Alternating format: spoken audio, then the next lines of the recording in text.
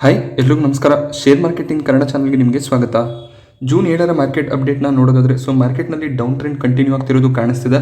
ಸೆನ್ಸೆಕ್ಸ್ನಲ್ಲಿ 568 ಪಾಯಿಂಟ್ಗಳ down side ಇವತ್ತು ನೋಡೋದಕ್ಕೆ ಸಿಕ್ತು. ಹಾಗೆ ನಿಫ್ಟಿ ಕೂಡ 153 ಪಾಯಿಂಟ್ ಡೌನ್ ಸೈಡಲ್ಲಿ ಕ್ಲೋಸಿಂಗನ್ನು ಕೊಟ್ಟಿದೆ. ನಿಫ್ಟಿ ಈಗ 16,416ರಲ್ಲಿ ಕ್ಲೋಸ್ ಆಗ್ತಿರೋದು ಕಾಣಿಸ್ತಿದೆ. ಹಾಗೆ ನಮಗೆ ಬ್ಯಾಂಕ್ ನಿಫ್ಟಿ ಕೂಡ 314 ಪಾಯಿಂಟ್ ಡೌನ್ ಸೈಡ್ನಲ್ಲಿ ಕ್ಲೋಸ್ ಆಗ್ತಿರೋದು ಕಾಣಿಸ್ತಿದೆ. ನಿಫ್ಟಿಯ ಟಾಪ್ ಗೇನರ್ಸ್ ಅನ್ನು ಇವತ್ತು ಗಮನಿಸಿದಾಗ ONGC ಟಾಪ್ ಗೇನರ್ ಆಗಿ ಕಾಣಿಸ್ತಿದೆ. ಇವತ್ತು ಕೂಡ 5% ಅಪ್ಸೈಡ್ ONGCಯಲ್ಲಿ ಕಾಣಿಸ್ತಿದೆ. ಕ್ರೂಡ್ ಆಯಿಲ್ನ ಪ್ರೈಸಸ್ ಜಾಸ್ತಿ ಆಗ್ತಿರೋ ಕಾರಣ ONGCಯಲ್ಲಿ ಕೂಡ ಒಳ್ಳೆಯ ಒಂದು ಮೊಮೆಂಟಮ್ ಕಾಣಿಸ್ತಿದೆ. ಹಾಗೆ ಕೋಲ್ ಇಂಡಿಯಾ, NTPC, ಮಾರುತಿ ಸುಜುಕಿ ಮತ್ತು ಹೀರೋ ಮೋಟೋಕಾರ್ಪ್ ಇವತ್ತು ಟಾಪ್ ಗೇನರ್ ಆಗಿ ಕ್ಲೋಸಿಂಗ್ ಅನ್ನು ಕೊಟ್ಟಿದೆ. ಟಾಪ್ ಲೂಸರ್ ಸೆಗ್ಮೆಂಟ್ ಅಲ್ಲಿ ನಮಗೆ ಟೈಟಾನ್ ನೋಡೋದಕ್ಕೆ ಸಿಗ್ತಿದೆ. ಟೈಟಾನ್ ಅಲ್ಲಿ ತುಂಬಾನೇ ಕರೆಕ್ಷನ್ ಆಗ್ತಿದೆ. ಇವತ್ತು ಕೂಡ 4.5% ಕರೆಕ್ಷನ್ ಕಾಣಿಸ್ತಿದೆ. UPL ಕೂಡ ಆಲ್ಮೋಸ್ಟ್ 4.5% ಕರೆಕ್ಟ್ ಆಗಿದೆ. ಡಾಕ್ಟರ್ ರೆಡ್ಡಿಸ್ ಬ್ರಿಟಾನಿಯಾದಲ್ಲೂ ಕೂಡ 3% ಕರೆಕ್ಷನ್ ಕಾಣಿಸ್ತು.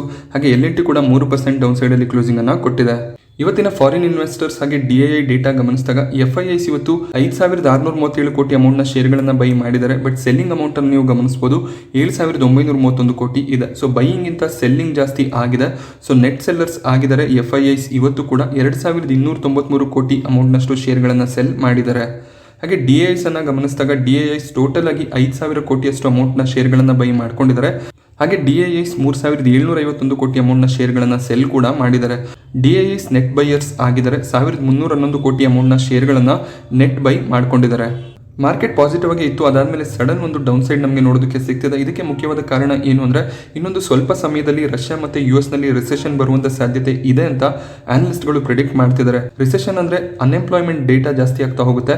ಹಾಗೆ ಕಂಟ್ರಿಯ GDP ಗ್ರೋತ್ ಕಮ್ಮಿ ಆಗುತ್ತೆ. ಇದನ್ನು ನಾವು ರಿಸೆಷನ್ ಅಂತ ಕರಿತೀವಿ. 2008ರಲ್ಲೂ ಕೂಡ ಇದೇ ರೀತಿಯ ರಿಸೆಷನ್ ನಮಗೆ ನೋಡೋದಕ್ಕೆ ಸಿಕ್ಕಿತ್ತು. ಆಗ ಮಾರ್ಕೆಟ್ ತುಂಬಾ ಕರೆಕ್ಟ್ ಆಗಿತ್ತು. ಹಾಗೆ ನಾಳೆ RBIನ ಕಡೆಯಿಂದ ಇಂಟ್ರೆಸ್ಟ್ ರೇಟ್ ಹೈಕ್ನ ಬಗ್ಗೆ ಡಿಸಿಷನ್ಸ್ ಬರುತ್ತೆ. 40 ಬೇಸಿಸ್ ಪಾಯಿಂಟ್ನಷ್ಟು ಇಂಟ್ರೆಸ್ಟ್ ರೇಟ್ ಜಾಸ್ತಿ ಆಗುವಂಥ ಎಲ್ಲ ಸಾಧ್ಯತೆಗಳು ಕೂಡ ಇದೆ.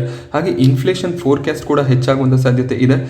ಇದಕ್ಕೂ ಮುಂಚೆ RBI 5.4ರಿಂದ 5.5ರಷ್ಟು ಇನ್ಫ್ಲೇಷನ್ ಫೋರ್ಕಾಸ್ಟ್ ಅನ್ನು 2023ರ ಫೈನಾನ್ಷಿಯಲ್ ಇಯರ್ಗೆ ಮಾಡಿದ್ರು. ಅದನ್ನು ಈಗ ಹೆಚ್ಚು ಮಾಡುವಂಥ ಸಾಧ್ಯತೆ ಇರುತ್ತೆ. ಕ್ರೂಡ್ ಆಯಿಲ್ ಪ್ರೈಸಸ್ ಕೂಡ ಜಾಸ್ತಿ ಆಗ್ತಿದೆ. ಹಾಗೆ ರಷ್ಯಾ ಮತ್ತು ಉಕ್ರೇನ್ ನಡುವೆ ವಾರ್ ಕೂಡ ಕಂಟಿನ್ಯೂ ಆಗ್ತಿರೋದ್ರಿಂದ ಇನ್ಫ್ಲೇಷನ್ ಅನ್ನ 6.3%ನಷ್ಟು ಮಾಡುವಂಥ ಸಾಧ್ಯತೆ ಇರುತ್ತೆ. ನಾಳೆ RBI ಕಡೆಯಿಂದ ಗೈಡ್ಲೈನ್ಸ್ ಬರುತ್ತೆ. ಇನ್ಫ್ಲೇಷನ್ ಯಾವ ರೀತಿ ಇರ್ಬೋದು, ಹಾಗೆ ಎಷ್ಟು ಇಂಟ್ರೆಸ್ಟ್ ರೇಟ್ ಅನ್ನ ಜಾಸ್ತಿ ಮಾಡ್ತಾರೆ ಅಂತ. ಇಂಟ್ರೆಸ್ಟ್ ರೇಟ್ 40 BPS ನಷ್ಟು ಜಾಸ್ತಿ ಆದರೆ ಹೆಚ್ಚಿನ ಒಂದು ಇಂಪ್ಯಾಕ್ಟ್ ಮಾರ್ಕೆಟ್ ನಲ್ಲಿ ಆಗುವಂಥ ಸಾಧ್ಯತೆಗಳು ಕಮ್ಮಿ. ಏನಕ್ಕೆ 40 ಬೇಸಿಸ್ ಪಾಯಿಂಟ್ ಜಾಸ್ತಿ ಆಗುತ್ತೆ ಅನ್ನುವಂಥ ಒಂದು ನ್ಯೂಸ್ ಮಾರ್ಕೆಟ್ಗೆ ಆಲ್ರೆಡಿ ಗೊತ್ತಿದೆ. 40 ಬೇಸಿಸ್ ಪಾಯಿಂಟ್ಗಿಂತ ಹೆಚ್ಚಿನ ಒಂದು ಇಂಟ್ರೆಸ್ಟ್ ರೇಟ್ ಜಾಸ್ತಿ ಆದರೆ ಸ್ವಲ್ಪ ಪ್ಯಾನಿಕ್ ನೋಡೋದಕ್ಕೆ ಸಿಗ್ಬೋದು. ಹಾಗೆ ಇಲ್ಲಿ ಬ್ಯಾಂಕಿಂಗ್ ಸ್ಟಾಕ್ಗಳಲ್ಲಿ ನಾಳೆ ಫೋಕಸ್ ಅನ್ನ ಇಡಬೇಕಾಗುತ್ತೆ. RBI ಕಡೆಯಿಂದ ಈ ಒಂದು ಅನೌನ್ಸ್ಮೆಂಟ್ ಮಾರ್ಕೆಟ್ ಅವರ್ನಲ್ಲಿ ಬರುವಂಥ ಸಾಧ್ಯತೆಗಳು ಕೂಡ ಇರುತ್ತೆ. ಅಕಸ್ಮಾತ್ ಇಂಟ್ರೆಸ್ಟ್ ರೇಟ್ ಜಾಸ್ತಿ ಆದರೆ ಅದು ಬ್ಯಾಂಕ್ಗೆ ಪಾಸಿಟಿವ್ ಆಗುವಂಥ ಸಾಧ್ಯತೆಗಳು ಕೂಡ ಇರುತ್ತೆ. ರೆಪೋ ರೇಟ್ಸ್ ಜಾಸ್ತಿ ಆದಾಗ ಬ್ಯಾಂಕ್ಗಳು ಏನು ಲೋನ್ಗಳನ್ನು ಕೊಟ್ಟಿರ್ತಾರೆ ಅದರ ಇಂಟ್ರೆಸ್ಟ್ ಅನ್ನು ಕೂಡ ಜಾಸ್ತಿ ಮಾಡ್ತಾರೆ. FD ಇಂಟ್ರೆಸ್ಟ್ ಕೂಡ ಜಾಸ್ತಿ ಆಗುತ್ತೆ. ಬಟ್ ನೀವು ಅಬ್ಸರ್ವ್ ಮಾಡಬಹುದು, ಈಗ 40 ಬೇಸಿಸ್ ಪಾಯಿಂಟ್ ಇಂಟ್ರೆಸ್ಟ್ ರೇಟ್ ಮೇಯಲ್ಲಿ ಜಾಸ್ತಿ ಆಯಿತು. ಬಟ್ ತುಂಬಾ ಬ್ಯಾಂಕ್ಗಳು ಕೇವಲ 0.2% ಮಾತ್ರ ಇಂಟ್ರೆಸ್ಟ್ ರೇಟ್ ಅನ್ನು ಜಾಸ್ತಿ ಮಾಡಿದ್ದಾರೆ. ಇಲ್ಲಿ ಬ್ಯಾಂಕ್ಗಳು ಹೆಚ್ಚಿನ ಒಂದು ಮಾರ್ಜಿನ್ ಅನ್ನು ಪಡ್ಕೋತಾರೆ. ಅದು ಬ್ಯಾಂಕ್ಗಳಿಗೆ ಪಾಸಿಟಿವ್ ಆಗುತ್ತೆ. ಹಾಗೆ EPFO ಇದಕ್ಕೂ ಮುಂಚೆ 85%ನಷ್ಟು ತಮ್ಮ ಒಂದು ಟೋಟಲ್ ಅಮೌಂಟ್ಸ್ ಏನಿದೆ ಅದನ್ನ ಡೆಪ್ಟ್ ಮಾರ್ಕೆಟ್ ಅಲ್ಲಿ ಇನ್ವೆಸ್ಟ್ ಮಾಡ್ತಿದ್ರು. 15% ಅನ್ನ ಮಾತ್ರ ಈಕ್ವಿಟಿಯಲ್ಲಿ ಇನ್ವೆಸ್ಟ್ ಮಾಡ್ತಿದ್ರು. ಇನ್ನು ಮುಂದೆ 25%ನಷ್ಟು ಅಮೌಂಟ್ಸ್ ಏನಿದೆ ಅದನ್ನ ಈಕ್ವಿಟಿಯಲ್ಲಿ ಇನ್ವೆಸ್ಟ್ ಮಾಡಬೇಕು ಅನ್ನುವಂಥ ಪ್ಲಾನ್ ಅನ್ನ ಹೊಂದಿದ್ದಾರೆ. ಆಲ್ರೆಡಿ ಮಿನಿಸ್ಟ್ರಿಗೆ ಇದನ್ನ ಪ್ರಪೋಸ್ ಕೂಡ ಮಾಡಿದ್ದಾರೆ. ಸೆಂಟ್ರಲ್ ಮಿನಿಸ್ಟ್ರಿ ಕಡೆಯಿಂದ ಇದಕ್ಕೆ ಅಪ್ರೂವಲ್ ಬಂದ್ರೆ ಇನ್ನು ಮುಂದೆ 25%ನಷ್ಟು ಟೋಟಲ್ EPFO ಅಮೌಂಟ್ ಏನಿದೆ ಅದು ಮಾರ್ಕೆಟ್ ಅಲ್ಲಿ ಇನ್ವೆಸ್ಟ್ ಆಗೋದು ಕಾಣಿಸುತ್ತೆ. 10%ನಷ್ಟು ಇನ್ಫ್ಲೋ ಏನಿದೆ ಮಾರ್ಕೆಟ್ಗೆ ಬರುತ್ತೆ. ಇದು ಮಾರ್ಕೆಟ್ಗೆ ಪಾಸಿಟಿವ್ ಆಗುವಂಥ ಸಾಧ್ಯತೆ ಇರುತ್ತೆ. ಇಲ್ಲಿ 10% ಅಂತ ನಾವು ಅನ್ಕೋಬಹುದು. ಬಟ್ 10% ಅಂದಾಗ ಆಲ್ಮೋಸ್ಟ್ 1,000 ಕೋಟಿಗಳಲ್ಲಿ ಅಮೌಂಟ್ ಮಾರ್ಕೆಟ್ಗೆ ಬರುವಂಥ ಸಾಧ್ಯತೆ ಇರುತ್ತೆ. 2015ರ ಮುಂಚೆ ಟೋಟಲ್ ಅಮೌಂಟ್ಸ್ ಏನು PF ಅಲ್ಲಿ ಬರ್ತಿತ್ತು EPFOಗೆ ಅದನ್ನು ಅವರು ಡೆಪ್ಟ್ ಮಾರ್ಕೆಟ್ ಅಲ್ಲಿ ಇನ್ವೆಸ್ಟ್ ಮಾಡ್ತಿದ್ರು. ಯಾವುದೇ ಅಮೌಂಟ್ ಶೇರ್ ಮಾರ್ಕೆಟ್ ಅಲ್ಲಿ ಇನ್ವೆಸ್ಟ್ ಆಗ್ತಿರ್ಲಿಲ್ಲ. 2015ರ ನಂತರ 5%ನಷ್ಟು ಎಕ್ಸ್ಪೋಜರ್ ಅನ್ನ ಈಕ್ವಿಟೀಸ್ ಅಲ್ಲಿ ಪಡ್ಕೊಂಡ್ರು. ಅದಾದ್ಮೇಲೆ 2017ರಲ್ಲಿ ಇದನ್ನ 15%ಗೆ ಏರಿಕೆ ಮಾಡಿದ್ರು. ಈಗಲೂ ಕೂಡ 15% ನೋಡೋದಕ್ಕೆ ಸಿಗುತ್ತೆ. 2023ರ ಫೈನಾನ್ಷಿಯಲ್ ಇಯರ್ ನಿಂದ 25%ಗೆ ಇದನ್ನ ಏರಿಸಬೇಕು ಅಂತ EPFO ಆಲ್ರೆಡಿ ಸೆಂಟ್ರಲ್ ಮಿನಿಸ್ಟ್ರಿಗೆ ಕೇಳ್ಕೊಂಡಿದ್ದಾರೆ. ಹಾಗೆ ಮೇನಲ್ಲಿ FIIs 45,000 ಕೋಟಿ ಅಮೌಂಟ್ನಷ್ಟು ಶೇರ್ಗಳನ್ನು ಸೆಲ್ ಮಾಡಿದ್ರು. ಅದರಲ್ಲಿ IT ಸೆಕ್ಟರ್ನಲ್ಲಿ ನಮಗೆ 15,000 ಕೋಟಿಗಳಷ್ಟು ಸೆಲ್ಲಿಂಗ್ ನೋಡೋದಕ್ಕೆ ಸಿಗ್ತಿದೆ. ಆಲ್ಮೋಸ್ಟ್ $2 ಬಿಲಿಯನ್ ಸೆಲ್ಲಿಂಗ್ IT ಸೆಕ್ಟರ್ನ ಸ್ಟಾಕ್ಗಳಲ್ಲಿ ಕಾಣಿಸ್ತಿದೆ. ಅದಕ್ಕೆ ನಮಗೆ IT ಸೆಕ್ಟರ್ನ ಸ್ಟಾಕ್ಗಳಲ್ಲಿ ತುಂಬಾನೇ ಪ್ಯಾನಿಕ್ ಕಾಣಿಸ್ತಿದೆ. IT ಸೆಕ್ಟರ್ ನಂತರ ಬ್ಯಾಂಕಿಂಗ್ ಹಾಗೆ ಫೈನಾನ್ಷಿಯಲ್ ಸರ್ವಿಸ್ ಸೆಕ್ಟರಲ್ಲೂ ಕೂಡ ತುಂಬಾನೇ ಒಂದು ಔಟ್ಫ್ಲೋ ಕಾಣಿಸ್ತಿದೆ. $1.55 ಬಿಲಿಯನ್. ಆಲ್ಮೋಸ್ಟ್ 10,000ದಿಂದ 11,000 ಕೋಟಿ ಅಮೌಂಟ್ನಷ್ಟು ಶೇರ್ಗಳನ್ನು ಬ್ಯಾಂಕಿಂಗ್ ಮತ್ತೆ ಫೈನಾನ್ಷಿಯಲ್ ಸರ್ವಿಸಸ್ ಸ್ಟಾಕ್ಗಳಲ್ಲಿ ಸೆಲ್ ಮಾಡಿದ್ದಾರೆ. 3 ಸೆಕ್ಟರ್ನಲ್ಲಿ ಹೆಚ್ಚಿನ ಒಂದು ಸೆಲ್ಲಿಂಗ್ FIIs ಕಡೆಯಿಂದ ಕಾಣಿಸ್ತಾ ಇದೆ. ಟೋಟಲ್ ಆಗಿ IT ಸೆಕ್ಟರ್ನ ಸ್ಟಾಕ್ ಸ್ಟಾಕ್ಗಳಲ್ಲಿ FIIs 15.4% ಹೋಲ್ಡಿಂಗ್ ಅನ್ನು ಹೊಂದಿದ್ರು. ಈಗ ಅವರ ಹೋಲ್ಡಿಂಗ್ 12.7%ಗೆ ಇಳಿದಿದೆ. ಸೊ ನ್ಯಾಸ್ಡ್ಯಾಕ್ನಲ್ಲೂ ಕೂಡ ತುಂಬಾನೇ ಕರೆಕ್ಷನ್ಸ್ ಇರೋದ್ರಿಂದ FIIs ಇಂಡಿಯನ್ ಸ್ಟಾಕ್ ಅಲ್ಲೂ ಕೂಡ ಸೆಲ್ಲಿಂಗ್ ಅನ್ನ ಮಾಡ್ತಿದ್ದಾರೆ. ನ್ಯಾಸ್ಡ್ಯಾಕ್ ಈಗಲೂ ಕೂಡ 40ರ PE ಟ್ರೇಡ್ ಆಗ್ತಿದೆ. ಬಟ್ ಇಂಡಿಯನ್ IT ಸೆಕ್ಟರ್ ನಾವು ಗಮನಿಸಿದಾಗ 26-27ರ PEಗೆ ಬಂದಿದೆ. ಸೊ ಒಳ್ಳೆ ಒಂದು ವ್ಯಾಲ್ಯೂಯೇಷನ್ ಕೂಡ ಇದೆ. ಬಟ್ ಶಾರ್ಟ್ ಟರ್ಮ್ ಅಲ್ಲಿ ಸ್ವಲ್ಪ ಪ್ಯಾನಿಕ್ ಇರಬಹುದು. ಲಾಂಗ್ ಟರ್ಮ್ಗೆ ಇಂಡಿಯನ್ IT ಸೆಕ್ಟರ್ ಬುಲ್ಲಿಶ್ ಆಗಿ ಇರುತ್ತೆ ಅಂತ ಕೆಲವೊಂದಿಷ್ಟು ಅನಲಿಸ್ಟ್ಗಳು ಪ್ರಿಡಿಕ್ಟ್ ಮಾಡಿದ್ದಾರೆ. JP Morgan 18 ಮೇಗೆ IT ಸೆಕ್ಟರ್ ಅನ್ನ ಅಂಡರ್ ವೇಟ್ ರೇಟಿಂಗ್ಗೆ ಡೌನ್ಗ್ರೇಡ್ ಮಾಡಿದ್ರು. ಬಟ್ ಅವರು ಇನ್ನೂ 4 ಸ್ಟಾಕ್ಗಳಲ್ಲಿ ಬುಲ್ಲಿಶ್ ಆಗಿ ಇದ್ದಾರೆ.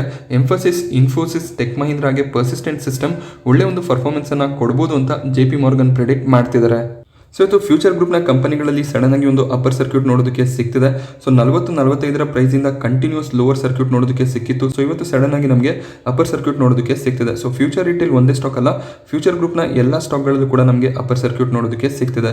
ಇದಕ್ಕೆ ಮುಖ್ಯವಾದ ಕಾರಣ ಏನು ಅಂದರೆ NCLT ಬ್ಯಾಂಕ್ ಆಫ್ ಇಂಡಿಯಾ ಏನು ಪ್ಲೀ ಅನ್ನ ಸಬ್ಮಿಟ್ ಮಾಡಿದ್ರು ಫ್ಯೂಚರ್ ರಿಟೇಲ್ ಅನ್ನ ಬ್ಯಾಂಕ್ರಪ್ಟ್ ಅಂತ ಡಿಕ್ಲೇರ್ ಮಾಡಬೇಕು ಅಂತ. ಸೊ ಅದರ ಒಂದು ಹಿಯರಿಂಗ್ ನಮಗೆ ಶುಕ್ರವಾರ ನೋಡೋದಕ್ಕೆ ಸಿಗುತ್ತೆ. ಸೊ ಹಾಗೇನೆ ಅಮೆಝಾನ್ ಕೂಡ ಒಂದು ಪ್ಲೀ ಅನ್ನ ಸಲ್ಲಿಸಿದ್ದಾರೆ, ಫ್ಯೂಚರ್ ಗ್ರೂಪ್ ಅನ್ನ ಬ್ಯಾಂಕ್ರಪ್ಟ್ ಅಂತ ಡಿಕ್ಲೇರ್ ಮಾಡಬಾರದು ಅಂತ. ಏನಕ್ಕೆ ಅಮೆಝಾನ್ ಆಲ್ರೆಡಿ ಫ್ಯೂಚರ್ ಗ್ರೂಪ್ ಅಲ್ಲಿ 1600 ಕೋಟಿಯಷ್ಟು ಅಮೌಂಟ್ ಅನ್ನು ಇನ್ವೆಸ್ಟ್ ಮಾಡಿದ್ದಾರೆ. ಸೊ NCLT ಏನಾದರೂ ಇಲ್ಲಿ ಫ್ಯೂಚರ್ ಗ್ರೂಪ್ ಅನ್ನ ಡಿಫಾಲ್ಟರ್ ಅಂತ ಡಿಕ್ಲೇರ್ ಮಾಡಿದ್ರೆ ಅಮೆಝಾನ್ ಏನು ಅಮೌಂಟ್ ಅನ್ನ ಇನ್ವೆಸ್ಟ್ ಮಾಡಿದ್ದಾರೆ, ಸೊ ಆ ಒಂದು ಇನ್ವೆಸ್ಟ್ಮೆಂಟ್ ಅಮೆಝಾನ್ಗೆ ಸಿಗೋದಿಲ್ಲ. ಸೊ ಅದರ ಒಂದು ಹಿಯರಿಂಗ್ ಕೂಡ ನಮಗೆ ಶುಕ್ರವಾರ ನೋಡೋದಕ್ಕೆ ಸಿಗುತ್ತೆ. ಬಟ್ ಇಲ್ಲಿ ಫ್ಯೂಚರ್ ಗ್ರೂಪ್ನಲ್ಲಿ ಯಾವುದೇ ಒಂದು ಫಂಡಮೆಂಟಲ್ಸ್ ಕಾಣಿಸ್ತಿಲ್ಲ, ಹಾಗೆ ಅವರ ಬಳಿಯಲ್ಲಿ ಯಾವುದೇ ರೀತಿಯ ಒಂದು ಅಸೆಟ್ಗಳು ಕೂಡ ಇಲ್ಲ. ಸೊ ಈ ಒಂದು ಅಪ್ಪರ್ ಸರ್ಕ್ಯೂಟ್ನಲ್ಲಿ ಎಂಟರ್ ಆಗೋದಕ್ಕೆ ಹೋಗಬೇಡಿ. ಸೊ ತುಂಬಾ ಜನ ಅಪ್ಪರ್ ಸರ್ಕ್ಯೂಟ್ ಅಲ್ಲಿ ಆಲ್ರೆಡಿ ಆರ್ಡರ್ಸ್ಗಳನ್ನು ಕೂಡ ಇಟ್ಟಿರ್ತಾರೆ. ಸೊ ಈ ಒಂದು ನ್ಯೂಸ್ನ ಉಪಯೋಗ ಪಡ್ಕೋಬೇಕು ಅಂತ ಆಪರೇಟರ್ಸ್ ಲೋವರ್ ಲೆವೆಲ್ ಅಲ್ಲಿ ಬೈಯಿಂಗ್ ಅನ್ನ ಮಾಡ್ತಾರೆ. 10-11 ರೂಪಾಯಿ ಪ್ರೈಸ್ ಕಾಣಿಸಿದಾಗ ಮತ್ತೆ ಅವರು ಎಕ್ಸಿಟ್ ಆಗ್ತಾರೆ. ಸೊ ಅವರು ಕೋಟ್ಯಾಂತರ ಅಮೌಂಟ್ ಅನ್ನ ಇನ್ವೆಸ್ಟ್ ಮಾಡೋದ್ರಿಂದ 3-4 ರೂಪಾಯಿಯ ಲಾಭ ಅವರಿಗೆ ಕಾಣಿಸಿದ್ರೆ ಒಳ್ಳೆ ಒಂದು ಪ್ರಾಫಿಟ್ ಆಗುತ್ತೆ. ಸೊ ಅವರು ಎಕ್ಸಿಟ್ ಆದಾಗ ಮತ್ತೆ ಲೋವರ್ ಸರ್ಕ್ಯೂಟ್ ಬರುತ್ತೆ. ಸೊ ಯಾರ್ಯಾರು ಅಪ್ಪರ್ ಸರ್ಕ್ಯೂಟ್ ಅಲ್ಲಿ ಬೈ ಆರ್ಡರ್ಸ್ ಅನ್ನ ಇಟ್ಟಿರ್ತೀರಾ ನಿಮ್ಮ ಅಮೌಂಟ್ ಅಲ್ಲಿ ಸ್ಟಕ್ ಆಗುವಂತ ಸಾಧ್ಯತೆ ಇರುತ್ತೆ. ಆಮೇಲೆ ನೀವು ಲೋವರ್ ಸರ್ಕ್ಯೂಟ್ ಅಲ್ಲಿ ಸೆಲ್ ಮಾಡೋದಕ್ಕೆ ಆಗೋದಿಲ್ಲ. ತುಂಬಾ ಸ್ಟಾಕ್ ಗಳಲ್ಲಿ ಆಲ್ರೆಡಿ ಈ ರೀತಿಯ ಎಕ್ಸ್ಪೀರಿಯನ್ಸ್ ಎಲ್ರಿಗೂ ಆಗಿರುತ್ತೆ. NCLT ಏನಾದರೂ ಫ್ಯೂಚರ್ ಗ್ರೂಪ್ ಅನ್ನ ಡಿಫಾಲ್ಟರ್ ಅಂತ ಕನ್ಸಿಡರ್ ಮಾಡಿದ್ರೆ ಸೊ ನೀವೇನು ಅಮೌಂಟ್ ಅನ್ನ ಇನ್ವೆಸ್ಟ್ ಮಾಡ್ತೀರಾ ಸೊ ಅಷ್ಟು ಅಮೌಂಟ್ ನಿಮಗೆ ಲಾಸ್ ಆಗುತ್ತೆ. ಸೊ ಯಾವುದೇ ರೀತಿಯ ಅಮೌಂಟ್ ಅನ್ನ ಫ್ಯೂಚರ್ ಗ್ರೂಪ್ ನಿಮಗೆ ರಿಟರ್ನ್ ಮಾಡೋದಿಲ್ಲ. ಹಾಗೆ ಪ್ರಮೋಟರ್ಸ್ ಕೂಡ ಫ್ಯೂಚರ್ ಗ್ರೂಪ್ ಅಲ್ಲಿ ತಮ್ಮ ಹೋಲ್ಡಿಂಗ್ ಅನ್ನ ಕಮ್ಮಿ ಮಾಡ್ತಾ ಬರ್ತಿದ್ದಾರೆ. ಸೊ ಇದು ಕೂಡ ಒಂದು ನೆಗೆಟಿವ್ ನ್ಯೂಸ್ ಆಗಿರುತ್ತೆ. ಪ್ರಮೋಟರ್ಸ್ಗೆ ತಮ್ಮ ಕಂಪನಿ ಮೇಲೆ ಅಷ್ಟೊಂದು ಭರವಸೆ ಇಲ್ಲ ಅಂದಾಗ ರಿಟೇಲ್ ಇನ್ವೆಸ್ಟರ್ಸ್ ಆಗಿ ನಾವು ಆ ಕಂಪನಿಯಲ್ಲಿ ಇನ್ವೆಸ್ಟ್ ಮಾಡೋದು ತಪ್ಪಾಗುತ್ತೆ. ಅಕಸ್ಮಾತ್ ರಿಲಯನ್ಸ್ನ ಡೀಲ್ ಏನಾದರೂ ಸಕ್ಸಸ್ಫುಲಿ ಆಗಿದ್ದಿದ್ರೆ ಫ್ಯೂಚರ್ ಗ್ರೂಪ್ ಬೌನ್ಸ್ ಬ್ಯಾಕ್ ಆಗುವಂತ ಸಾಧ್ಯತೆ ಇತ್ತು.